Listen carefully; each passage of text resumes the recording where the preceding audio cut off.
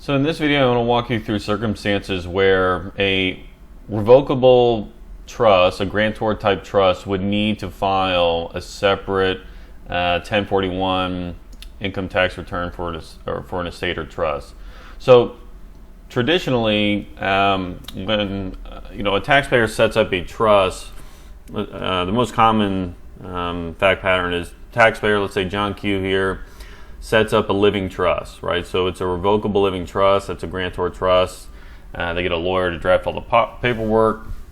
So the trust is, in effect, they've appointed, the grantor as the trustee and the ultimate beneficiary. And so this is done not really to save on taxes or protect the assets of the grantor. It's just used to avoid probate. Right, so if you've got all of your assets in a revocable living trust, when you pass away, you don't have to probate those assets. Right, so John Q sets up this trust. He goes to his stockbroker and he has the broker update the account. So if he's got a Charles Schwab or TD Ameritrade account or whatever, they update the account heading name to say John Q taxpayer. Revocable living trust or grantor trust, something to that effect, and the taxpayer ID number is still John Q's social security number. Okay, and that's fine because the broker will send out the 1099s every year under the social security number for John Q, and so he continues to report all of the income and activity on his personal tax return, and that's it. Right, so it's pretty simple, it's pretty straightforward. Nothing really complex going on there. Where it gets a little tricky is if the trust arrangement is supposed to become irrevocable on the death of the grantor, right? So if John Q says, okay, for my life I want this to be a grantor trust, and then upon my death I want it to be irrevocable, and it's going to hold the assets and pay out certain amounts each year to my beneficiaries.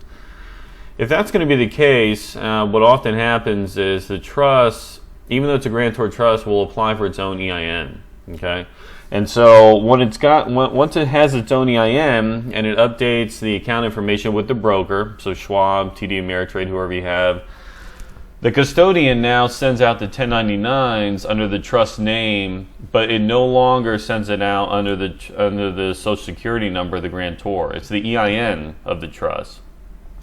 And so because that occurs, it creates more difficulty for the IRS to track the income, because John Q, it's a grantor trust, he continues to report all of the income on his personal tax return, but the IRS can't match it, right? Because they've got a 1099 that says it's being reported under this EIN and not the social security number of John Q.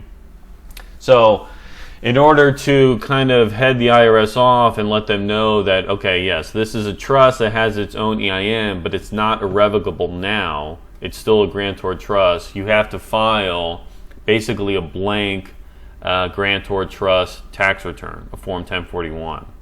So this is what we've illustrated here. So John Q, taxpayer grantor trust, it has its own EIN, so he's given that EIN to the banks, the brokers, everybody else is reporting all the income under this EIN, but he is ultimately still reporting all of the income on his personal tax return. So he completes Form 1041, indicates it's a grantor trust here in box A, name, address, that's all pretty straightforward. EIN, date the entity was created, and then so if we get down here to income, deductions, and payments, all of this is going to be blank, right? Because the trust is not irrevocable yet, so it's not cutting any checks for any kind of taxes that might be owed at the trust level. Most software will produce some sort of statement here, see grantor statement, or there might be some additional language that says all income and expenses reported on the grantor's the grantor's income tax return.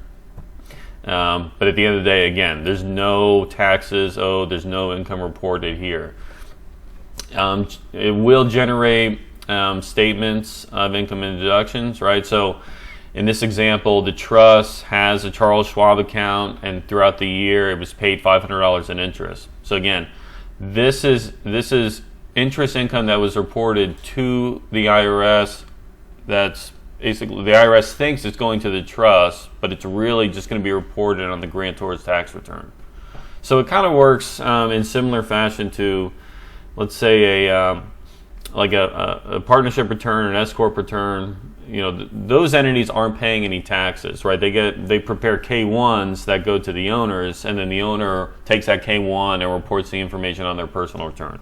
This is in effect kind of what's happening here. So again, this is a grantor trust that has its own EIN. That's the long and the short of it. If you've got a grantor trust that has its own EIN and there's income being reported under that EIN, the trust has to file this return to let the IRS know, okay, this income and expense information is going to be reported on the personal return for John Q until he dies and the trust becomes irrevocable, and then the 1041 will still be filed, but it won't be a grantor trust anymore, right? It'll revert to a complex trust, very likely, and so you'll have income and deductions, and then there'll be amounts paid out to the beneficiaries in accordance with whatever the trust agreement provides for.